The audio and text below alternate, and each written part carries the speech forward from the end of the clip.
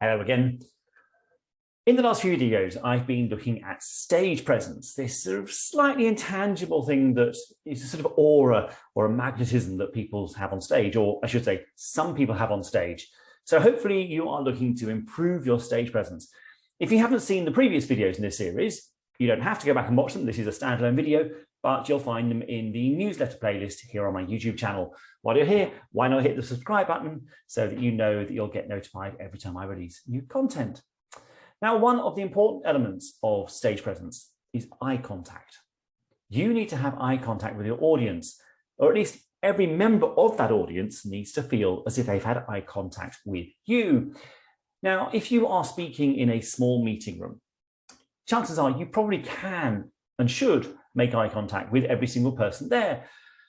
But even then, it's not a case of going around making absolute eye contact with every single person, because it's quite intense. Just let your eye drift around the room, making eye contact with everybody as you go round, but not actually stopping and staring at somebody.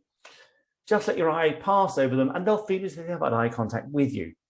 Now, if you're in a bigger room, same applies. If you're in a room where people are sat above you, for example, if they're in rate seating, then you will need to look right up towards the back and then sort of let your eye follow a figure of 8 around the room. Now, it's not that you're going to be stood there doing that, clearly.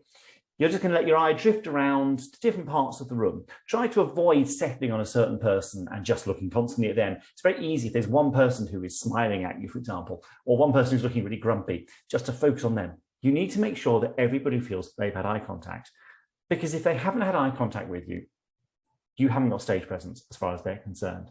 In fact, I go further to say that if we haven't had eye contact with you, we're probably not going to trust you as much, because eye contact is an important part of trust. If somebody's lying to us, they often won't look us in the eye.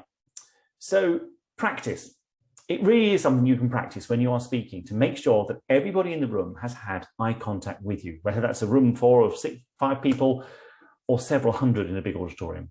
Make sure that everybody in that room feels that at some point your eye line has passed over them, so they feel like they've had connection with you. So that's one part of stage presence. We'll be carrying on with this video series next time. As I say, please do subscribe while you're here. If you found this via YouTube, in the comments down below, you'll find a link to my newsletter and you can subscribe to that to get lots of tips on presenting and other fun content from around the web. Thanks for joining me, and I'll see you next time.